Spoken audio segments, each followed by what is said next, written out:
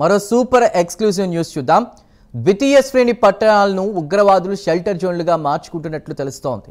ఇటీవల రాయచోటిలో ఇద్దరు ఉగ్రవాదులను ఐబీ అధికారులు అరెస్ట్ చేశారు. రాయచోటిని తమిళనాడుకు చెందినటువంటి Abu Bakr Siddiqui, Ahmed Ali shelter జోన్గా మార్చుకున్నారు. గతంలో జరిగినటువంటి అనేక బాంబు దాడుల్లో ఆ ఇద్దరికి కూడా సంబంధాలున్నట్లు గుర్తించారు. ఇక ఐబీ అధికారులు అరెస్ట్ చేయడంతో ఉగ్ర కార్యకలాపాల్లోనూ ఉగ్రవాద సాహిత్యం, బాంబుల తయారీ సామాగ్రిని గుర్తించారు.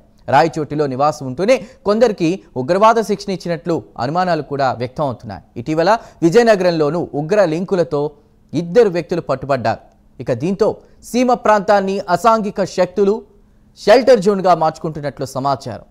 గతంలో కూడా చిత్తూరు జిల్లా పుత్తూరులోనూ ఉగ్రవాదులను అరెస్ట్ చేశారు. ఈ నేపథ్యంలో ఉగ్రవాదుల షెల్టర్ జోన్లపై పోలీసులు ఫోకస్ పెట్టారు.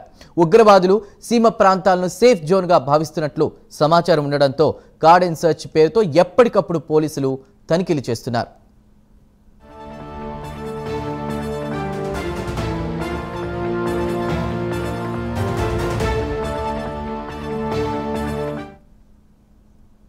సీమ ప్రాంతాల్లో ఉగ్ర కదలికలు బయటపడుతున్నాయి. ఒక్కొక్కటిగా ప్రస్తుతం కొంతమందిని అరెస్ట్ చేశారు.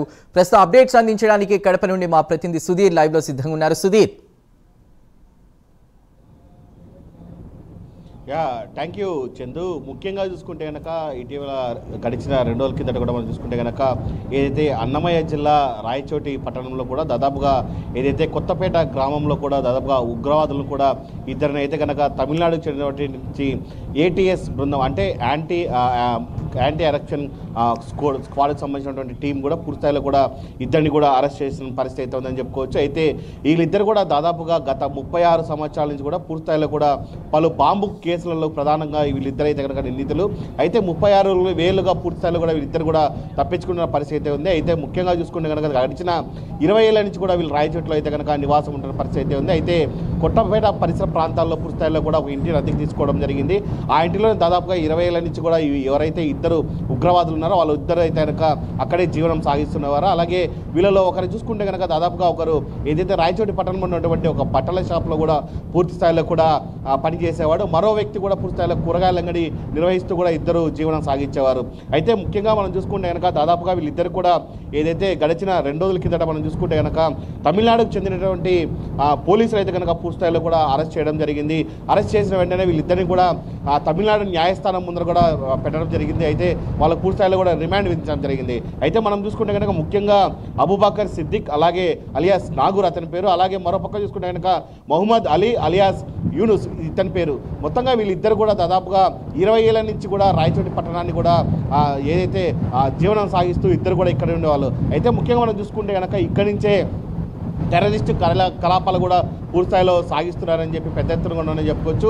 అలాగే కొంతమంది వ్యక్తులను కూడా పూర్తిస్థాయిలో కూడా టెర్రరిస్ట్ కార్యకలాపాలతో కూడా వాళ్ళని కూడా పూర్తిస్థాయిలో కూడా లోన్ చేసి ఎక్కడెక్కడ బాంబులు పెట్టాలి అనే నేపథ్యంలో కూడా ఇక్కడి నుంచి కూడా పూర్తిస్థాయిలో కూడా వాళ్ళు సమాచారం చేరవేసిన పరిస్థితి అయితే ఉంది. అయితే ముఖ్యంగా ఏదైతే తమిళనాడు పోలీసులు వీళ్ళని అరెస్ట్ చేసిన నేపథ్యంలో కూడా వీళ్ళతో పాటు కొంత ఏదైతే మందు సామాగ్రిని కావచ్చు, అలాగే కొన్ని వాకీ టాకీస్ సంబంధించినటువంటి కొన్ని వాకీ టాకీస్ కూడా వాళ్ళను స్వాధీనం చేసుకోవడం జరిగింది. అయితే దాదాపు మనం చూసుకుంటే కనుక వీళ్ళనైతే కనుక వీళ్ళపైన పూర్తిస్థాయిలో మనం చూసుకుంటే కనుక 1995 నుండి కూడా పూర్తిస్థాయిలో కూడా ఏదైతే చెన్నై చిత్రాజిపేటలో హిందూ మున్ని కార్యాలయంలో బాంబు పేరులో కూడా వీళ్ళిద్దరు ఉన్న పరిస్థితి అని చెప్పుకోవచ్చు. అలాగే మరోపక్క చూసుకుంటే కనుక 1995లోనే నాగూరులో మనం చూసుకుంటే కనుక పార్సిల్ బాంబు పేలుడు ఘటనలు కూడా వీళ్ళిద్దరు ఉన్నారని చెప్పుకోవచ్చు. అలాగే 1990లో మనం చూసుకుంటే కనుక ఏదైతే చెన్నై, తిరుచి, కోయంబత్తూర్, కేరళ 7 చోట్ల కూడా పూర్తిస్థాయిలో కూడా బాంబు ఉంచడంలో కూడా వీళ్ళిద్దరు కూడా ప్రసిద్ధి అని చెప్పుకోవచ్చు. అలాగే 2011లో మనం చూసుకుంటే కనుక మదురైలో ఎల్కే అద్వానీ రథయాత్ర సమయంలో కూడా వీళ్ళైతే కనుక బాంబు అమర్చారు వీళ్ళిద్దరు అయితే కనుక.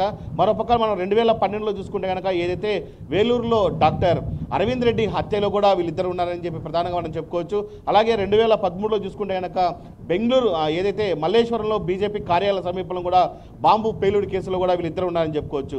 అయితే పలు దఫాలుగా వీళ్ళు చూసుకుంటే కనుక ఏదైతే 26 ఏళ్ళుగా పూర్తిస్థాయిలో కూడా ఈ కార్యక్రమాలు చేశారు.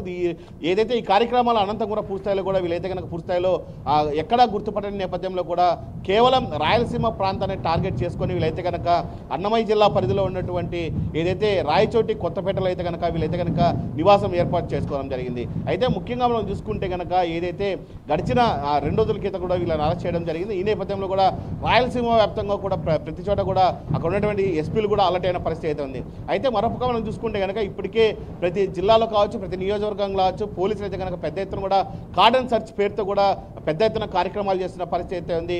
అయితే ఇలాంటి వ్యక్తులు పూర్తిస్థాయిలో కూడా బయటపడిన నేపథ్యంలో కూడా మరోసారి అయితే కార్డన్ సర్చ్ కార్యక్రమాలు కూడా పెద్ద ఎత్తున కూడా మళ్ళీ సాగుతున్నాయని చెప్పుకోవచ్చు. అయితే మనం ఇప్పటికే చూసుకోవచ్చు, కడప, అన్నమయ్య జిల్లా ఎస్పీలు అయితే కనుక పూర్తిస్థాయిలో కూడా ఇప్పటికే పెద్ద ఎత్తున కూడా మరో కొంతమంది ఉగ్రవాదులు ఎవరైనా ఉంటారా ఏంటన్న పైన కూడా సర్వత్రంగా మనం చూసుకునే అవకాశాలు అయితే సుధీర్ ఒక్కటి చెప్పండి, అంటే పహల్గామ్ అటాక్ తర్వాత నార్త్ లో ఎక్కువగా ఫోకస్ ఉంది ఉగ్రవాదుల కదలికలపై. ఈ నేపథ్యంలో వాళ్ళు ఏమన్నా సౌత్ ప్లేసెస్ లో అంటే చిత్తూరు కావచ్చు, ఇప్పుడు కడప కావచ్చు, ఎక్కడైనా వీళ్ళు షెల్టర్ జోన్స్ గా చేసుకుంటున్నారు. అదీ కాక ఈ మధ్యకాలంలో డిప్యూటీ సీఎం పవన్ కళ్యాణ్ సనాతన ధర్మ పరిరక్షణ అంటూ కూడా మాట్లాడుతూ ఉన్నారు.